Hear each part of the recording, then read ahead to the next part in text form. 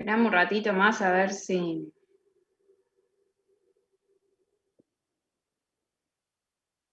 ¿Vos estuviste en el sanatorio y ese?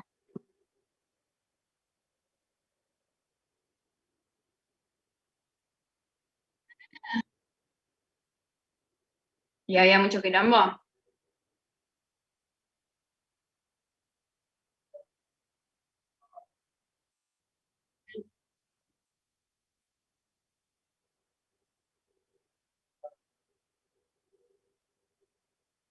¿Y quién se quedó ese y quién más?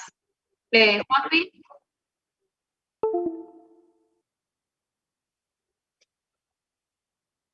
Mm.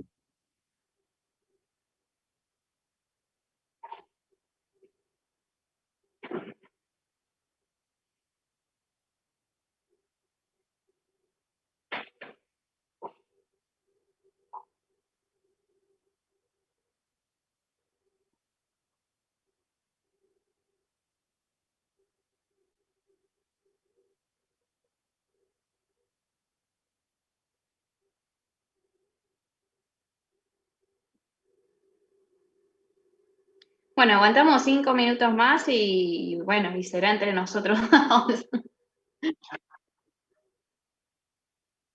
La clase.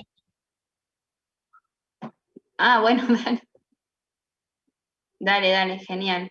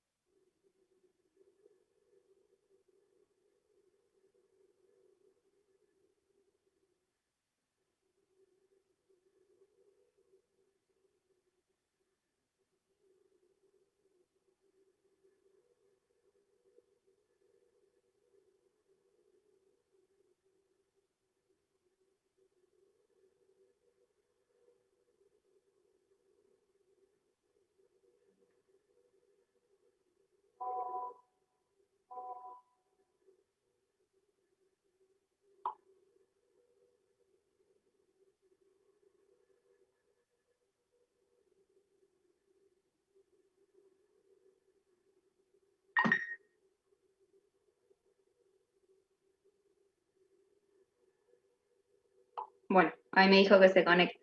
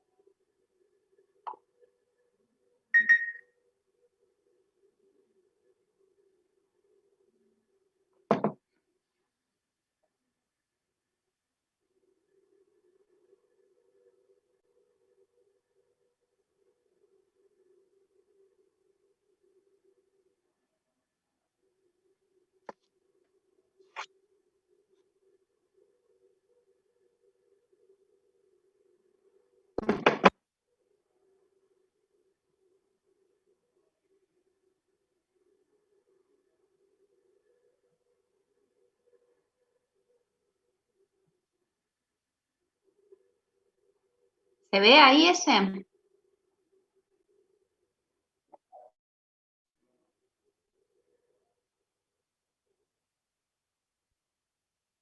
Genial. Creo que quiero Hola, hola. poner mi... Hola, quiero poner mi cámara, espera. Vamos a escuchar la clase los dos. Bueno, Y somos más gente. Tenemos muchas preguntas. Muchas preguntas. bueno. ¿Ven todos mi pantalla? Sí, sí. Bueno, ya, genial. Y me escuchan bien. Bueno, en mi caso, chicos, me tocó dar la charla o la clase de fisiología cardíaca. Muchos de los conceptos ya los vimos en la facultad, así que voy a dar generalidades de la célula, de los miocitos, características, potencial de acción, dos de las reglas que más usamos, diríamos, en la fisiología cardíaca, que es la ley de Frank-Starling y la ley de Laplace, y hablar algo de ciclo cardíaco y el diagrama de Euler. Bueno, con respecto a la célula cardíaca, el músculo cardíaco sabemos que es un tejido excitable, es decir, que se contrae de manera rítmica por estímulos eléctricos que son descargados por células llamadas de marcapaso, ¿sí? El corazón particularmente está constituido por dos tipos de células cardíacas. El miocito típico, que es el que se contrae de forma similar al músculo esquelético, es el miocito que encontramos en las aurículas y en los ventrículos. Y después el miocito atípico, que se contrae solo débilmente y se encuentra en las fibras excitadoras y las que son conductoras especializadas. Con respecto a las propiedades de la célula miocárdica, particularmente el miocito tiene características electrofisiológicas que la diferencian del resto de la célula, particularmente de la célula del músculo esquelético. Las propiedades son la excitabilidad, que es lo que se denomina batmotropismo, que es la capacidad de generar un potencial de acción ante un estímulo recibido. El automatismo, que es el cronotropismo, que es la capacidad que tiene una célula cardíaca de generar un potencial de acción por sí sola, es decir, que sin necesidad a veces que tenga un estímulo externo. Esta capacidad se debe a la despolarización lenta que ocurre en la fase 4 del potencial de acción, y lo encontramos en las células de marcapaso. Después la conducción, que es el dromotropismo, es la capacidad de transmitir el impulso a lo largo de las células y de célula en célula.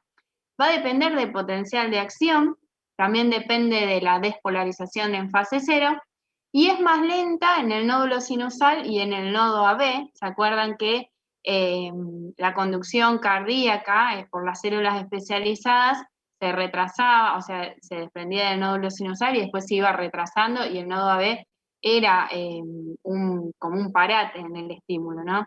Por eso la conducción acá se dice que es más lenta. Y a su vez, esa pendiente depende del potencial en reposo, es decir, que cuando menos electronegativo es, menos pendiente. Después esto lo vamos a ver en el gráfico del potencial de acción. Y después otra particularidad que tiene el dromotropismo es que cuando las células cardíacas están dispuestas longitudinalmente, van a conducir mejor que las células que se encuentran transversalmente en el músculo cardíaco. Y eso es lo que se denomina anisotropía. La anisotropía sería la conducción por la fibra miocárdica. Después otra propiedad es la refractariedad. Esto significa que las células no están continuamente excitables y la refractariedad va a depender de la duración del potencial de acción. Vamos a encontrar que hay un periodo refractario absoluto, que es el que encontramos acá entre la fase 0 y el comienzo de la fase 3, donde la célula es completamente refractaria a desencadenar cualquier otro potencial de acción que le llegue, diríamos.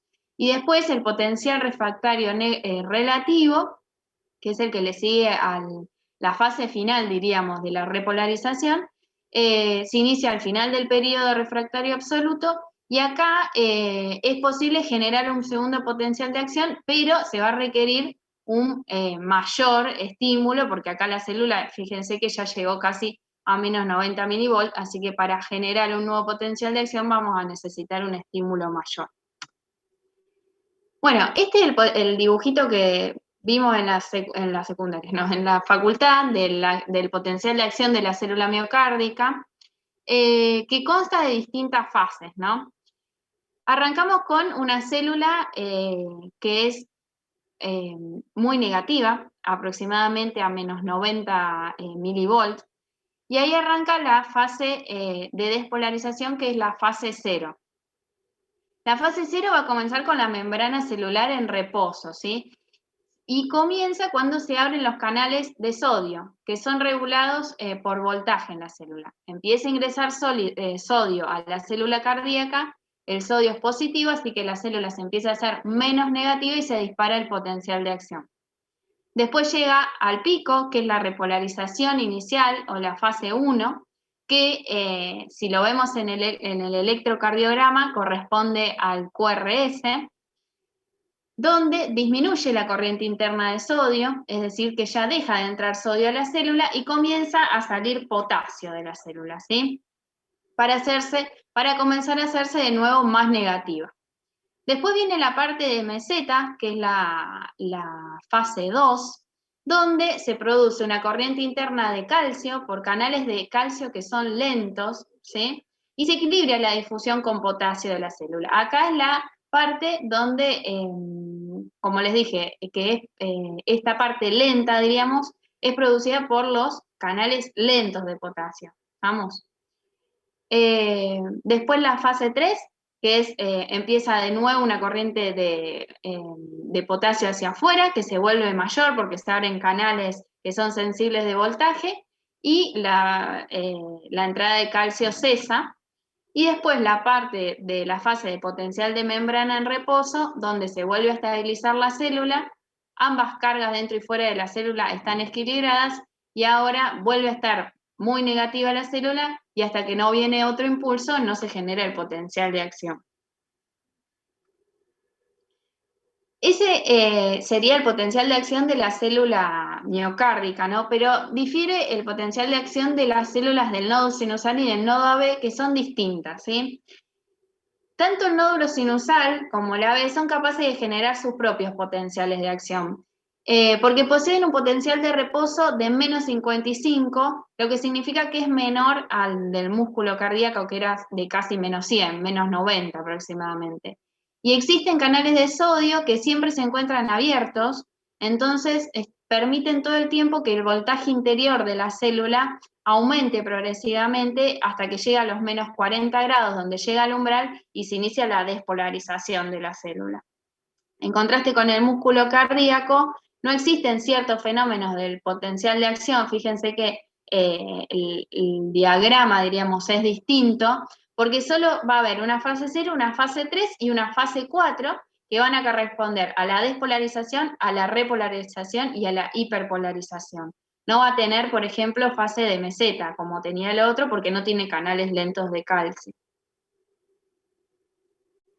De manera simplificada, se podría decir que las células automáticas poseen un mecanismo por el cual van haciéndose progresivamente menos electronegativas hasta que van a alcanzar un umbral, se dispara un nuevo potencial de acción. Esto se denomina despolarización diastólica espontánea. Bueno, las variaciones del automatismo, la actividad intrínseca de las células del marcapaso del corazón es la despolarización espontánea continuamente a un ritmo regular, ¿sí? Eso es lo que va a generar el latido del corazón.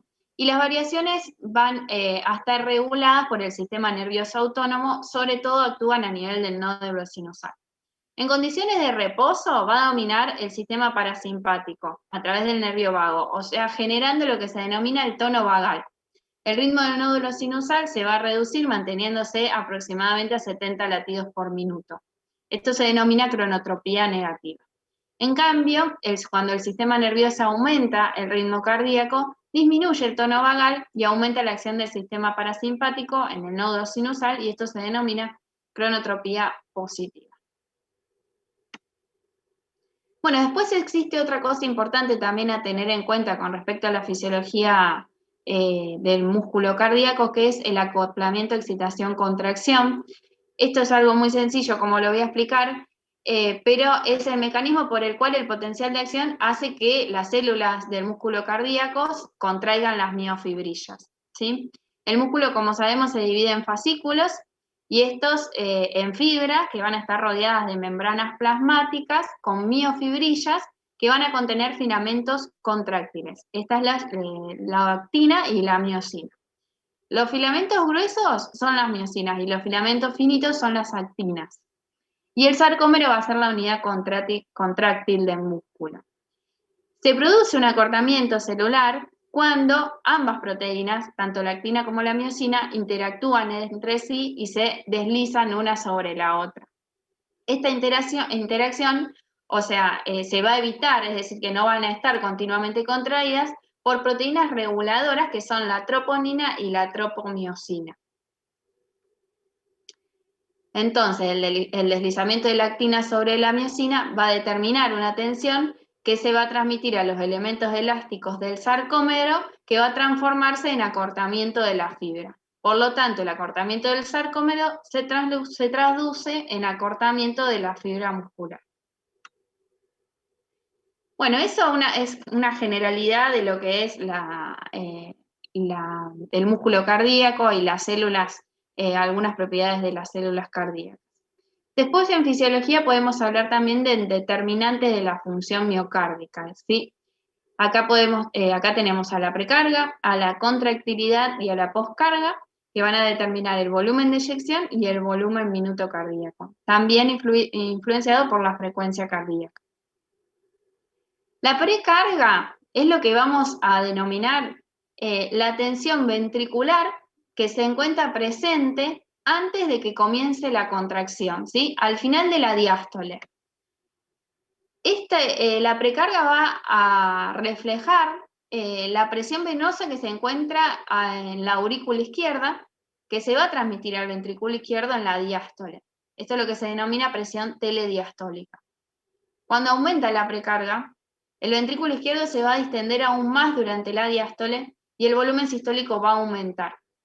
Esto es de acuerdo con la ley de Franz-Starling. Es decir, esta ley va a establecer que el corazón posee una capacidad intrínseca de adaptarse a los volúmenes de flujo sanguíneo. Entonces, cuanto mayor sea el llenado de sangre del ventrículo durante la diástole, mayor va a ser el volumen de sangre expulsado durante la sístole y mayor va a ser la fuerza de contracción. Es decir, de manera simplificada, que cuanto más se distiende el músculo cardíaco durante el llenado, mayor es la fuerza de contracción y mayor es el bombeo cardíaco. En este gráfico se explica en las dos variables el volumen al final de la diástole ventricular en mililitros y el volumen sistólico. Es decir, que cuando aumenta el volumen en mililitros ventricular, aumenta el volumen sistólico. Es decir, que la contractilidad va a estar aumentada, va a estar causada por estimulación simpática en este caso, aumentando la fuerza de contracción. Y la poscarga es la presión que la contracción del ventrículo debe sobrepasar para que se abran las válvulas aórtica o pulmonar y la sangre sea impulsada, ¿sí? Es la presión con la que se encuentra el ventrículo izquierdo o la presión que tiene que vencer para que se abran las válvulas, en el caso del VI, la válvula aórtica, eso es lo que se denomina poscarga, ¿sí? Y en esta parte incluimos a la ley de Laplace, ¿sí? que significa que cuanto mayor sea el tamaño del ventrículo izquierdo y mayor sea su radio, mayor será la tensión parietal que tenga el VI en este caso. Cuanto mayor presión se va a desarrollar en el ventrículo, mayor va a ser la tensión de la pared. Y esa es la fórmula de cálculo de la ley. Bueno, la contractilidad, que es el inotropismo, es la capacidad intrínseca que tiene el corazón para bombear sin cambio en la precarga o en la poscarga.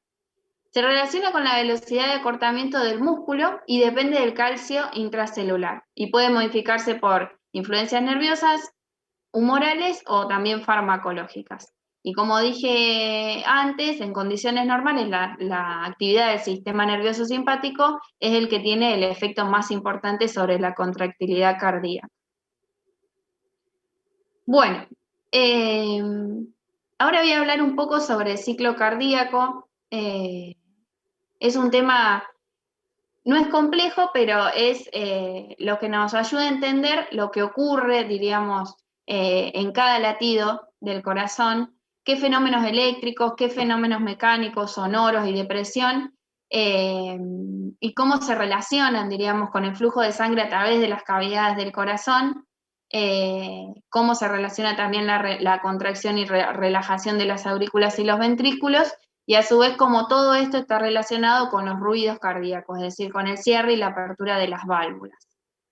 Bueno, como sabemos, el ciclo cardíaco consta de dos fases principales, que es la diástole y la sístole. A su vez, el ciclo cardíaco lo dividimos en tres fases, acá vamos a referirnos particularmente al corazón izquierdo, ¿sí? A la aurícula izquierda y al ventrículo izquierdo. La primera fase se va a llamar, o nos vamos a referir a la relajación del ventrículo izquierdo. La segunda, al llenado del ventrículo izquierdo. Y la tercera, a la contracción del ventrículo izquierdo. Este es el diagrama del ciclo cardíaco. Si nos ponemos acá, como dije recién, en la relajación del ventrículo izquierdo, al principio tenemos una relajación isovolumétrica, después un llenado del ventrículo izquierdo, una sístole auricular para terminar de llenar el VI, y después una contracción del ventrículo izquierdo y una eyección de la sangre. La relajación del ventrículo izquierdo es la diástole ventricular. Y principalmente, o al principio, lo que sucede es una relajación isovolumétrica. Es decir, que el volumen con el cual se encuentra el ventrículo izquierdo en este momento no va a cambiar. Durante esta fase de relajación ventricular izquierda, la válvula aórtica va a estar cerrada. Es decir, que no va a salir sangre del ventrículo izquierdo. La sangre va a fluir desde las aurículas, la aurícula izquierda se va a ir llenando y la válvula mitral va a estar cerrada, ¿sí? Y el volumen del VI no va a cambiar. Por eso se denomina isovolumétrica, es decir, que la válvula aórtica está cerrada, la válvula AB está cerrada y el VI se va a empezar a relajar. En el electrocardiograma lo podemos poner a esta parte, digamos, de la fase del ciclo, donde finaliza la onda T, es decir, donde finaliza la repolarización del ventrículo izquierdo. Cuando la presión del ventrículo izquierdo cae por debajo de la aurícula izquierda, es decir, que cuando la presión del VI es menor al de la aurícula izquierda, ahí recién se va a abrir la válvula mitral y se va a iniciar la fase de llenado del ciclo. La fase de llenado del VI va a constar principalmente de tres partes. Un llenado rápido, es decir, que cuando la presión del VI es menor a la del auricular, va a fluir la sangre hacia el VI, pero por diferencia de presión, ¿sí? Entonces, en esta parte va a fluir un 70 al 80% del volumen. Después un llenado lento, que es un llenado pasivo, que se denomina diástasis. Y después, esta que es muy importante, que es la patada auricular o la sístole auricular, que es la contracción de la aurícula, que es un fenómeno activo, ¿sí? Donde se termina de llenar el 20% restante del volumen ventricular. Y esto corresponde a la onda P, ¿sí? Y si lo llevamos o lo relacionamos con alguna patología, sabemos que tanto por ejemplo, en la fibrilación auricular, el paciente va a perder esta patada auricular y esta fase de llenado va a estar ausente, ¿sí? Al final de esta fase, la presión del ventrículo izquierdo va a ser mayor a la de la aurícula, porque va a tener mucho más volumen, y se va a cerrar la válvula B. Y ahí es donde se produce el primer ruido cardíaco, ¿sí? Cuando se cierra la válvula mitral y la válvula tricuspidia, se genera el primer ruido cardíaco. Después, una vez que se cerró la válvula B, comienza la fase de contracción ventricular izquierda, ¿sí? Primero, empieza una contracción isovolumétrica. Como decíamos antes, no hay cambios en el volumen del ventrículo izquierdo. Sí hay aumento de la presión del VI. Durante esta fase no se expulsa sangre de los ventrículos, ¿sí? Empieza a aumentar la presión, no hay cambios en el volumen y no hay expulsión de sangre. El volumen, como dice ahí, no cambia, va a ser de aproximadamente 120 mililitros, y la presión del ventrículo izquierdo se va a elevar hasta que alcanza la de la aorta, ¿sí? Una vez que alcanza la de la aorta, se abre la válvula aórtica. Y si lo correlacionamos con el electro, va a coincidir con el QRS, que es la contracción ventricular. Después comienza otra fase, que es la eyección ventricular, ¿sí? Que también va a tener dos periodos separados. Primero va a ser una eyección rápida, Como dije, cuando la presión del ventrículo izquierdo supere la de la aorta, va a abrir la válvula aórtica y va a seguir la fase de eyección. Como el ventrículo no se va a vaciar por completo y va a mantener un volumen telesistólico de alrededor del 40-50%. Y después corresponde una fase de eyección lenta, donde el cambio del volumen del VI va a ser más lento, la presión del mismo va a ir disminuyendo hasta que sea menor a la aórtica, se va a cerrar la válvula aórtica y se va a generar el segundo ruido cardíaco, ¿sí? Segundo ruido cuando se cierra la pulmonar y la aórtica. Este es un diagrama que relaciona en tiempo el volumen ventricular en mililitros y la presión ventricular en milímetros de mercurio, ¿sí? Lo divide en dos partes, como sabemos, en la sístole y la diástole. La línea roja es la presión del VI y la línea gris de acá abajo va a ser el volumen ventricular en mililitros. La sístole, que va a corresponder a esta primera parte, y la diástole. La columna B, que es la columna A, que es la verde, va a corresponder al llenado ventricular, ¿sí? La primera parte, la presión del VI va a ser estable, acuérdense que era un llenado pasivo, ¿sí? Por diferencia de presión, y el volumen ventricular sí va a estar aumentado. Después la columna B es la contracción isovolumétrica. ¿Se acuerdan que el volumen no va a aumentar del VI, pero sí va a aumentar la presión dentro del ventrículo izquierdo, hasta que llega al punto 2, donde comienza la fase de eyección ventricular. El punto 2 correspondería a la apertura de la válvula aórtica, ¿sí? Comienza la fase de eyección ventricular en la sístole. Fíjense que si lo correlacionamos acá abajo, el volumen latido va a ir cayendo, hasta que se cierra la válvula aórtica y comienza la fase de relajación nuevamente del VI. Cae mucho la presión hasta que llega a cerrar la válvula y comienza la fase de diástole o la fase de relajación del VI, donde lo mismo, no hay cambios en el volumen del ventrículo izquierdo.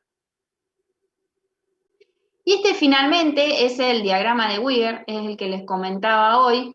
Es un diagrama donde se correlacionan los fenómenos fisiológicos que ocurren durante todo el ciclo cardíaco. Acá podemos ver la línea roja es la presión aórtica, la línea anaranjada es la presión auricular, la azul es la presión ventricular y abajo son los volúmenes. El volumen del ventrículo, en verde está el electrocardiograma y en gris vamos a encontrar el fonocardiograma, donde correlacionamos el segundo ruido cardíaco, en el caso de que hubiese tercer ruido cardíaco, y así sucesivamente. Lo mismo que comentaba hoy. En esta fase, que es la contracción isovolumétrica del VI, ¿sí? La válvula mitral va a estar cerrada, ¿sí? Como ¿se ve la fechita que yo pongo acá? Sí. Perfecto. Sí, vale. La válvula mitral va a estar cerrada y comienza la fase de contracción, como decía antes. Va a aumentar exponencialmente la presión dentro del ventrículo izquierdo. Si lo correlacionamos con la línea de volumen, fíjese que es isovolumétrica porque no hay cambios. Aumenta la presión hasta que supera la válvula aórtica, abre la válvula aórtica y comienza el periodo de eyección, ¿sí? Primero una eyección rápida y después una eyección lenta, como comentábamos al principio. Y fíjense que acá sí hay disminución del volumen del VI. Una vez que se completa la eyección del ventrículo izquierdo, se cierra la válvula y comienza el periodo de relajación isovolumétrica. Lo mismo, el VI se empieza a relajar, no hay cambios en el volumen, Fíjese que acá está el QRS, como conté antes, en la contracción, el primer ruido, que es el de la válvula aórtica, después, bueno, el periodo de eyección, el segundo ruido, que es la válvula mitral, ¿sí? Perdón, lo dije al revés. Acá es el primer ruido, que es la válvula mitral, abre la válvula, cierra la válvula aórtica, el segundo ruido, y comienza el periodo de relajación, baja la presión del VI, el volumen sigue igual, y empieza la fase de llenado o la diástole, ¿sí? La presión del ventrículo izquierdo va a estar igual, va a ir aumentando sí el volumen, hasta que llega a completar de nuevo y empieza de nuevo el mismo ciclo, ¿sí? Este diagrama está muy bueno si lo entendemos, si lo estudiamos y lo miramos, porque realmente nos cierran un montón de cosas de lo que sucede a nivel del corazón, cómo podemos relacionarlo con la aparición de los ruidos cardíacos en la ocultación, ¿sí? Y cómo ciertas alteraciones o ciertas enfermedades nos van a dar algunas variaciones acá en la fisiología normal, ¿sí? Eh, Así que bueno, chicos, no sé, es complejo, eh, pero bueno, espero que lo hayan entendido y si no, lo volvemos a revisar después de nuevo todos juntos. Bárbaro, Valen. Gracias.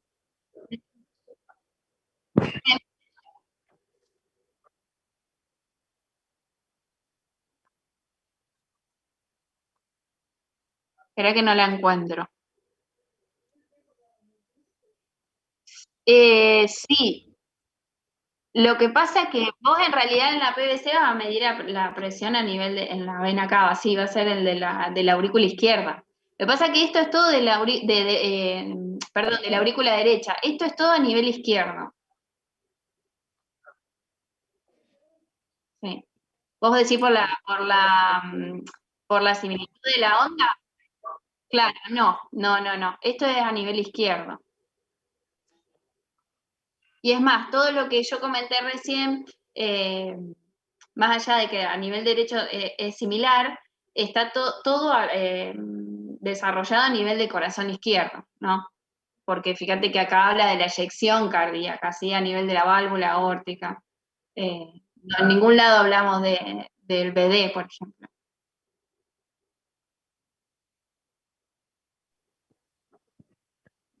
No sé si les queda. Bárbaro, Valen, por mí. Bueno, chicos, Bueno, espero que haya sido, se lleven algo de la clase y cualquier cosa lo volvemos a repasar. después si querés pasar el power al mail. Bueno, dale, genial. Bueno, chicos, gracias a ustedes por conectarse. Vamos. Adiós. Chao, chao.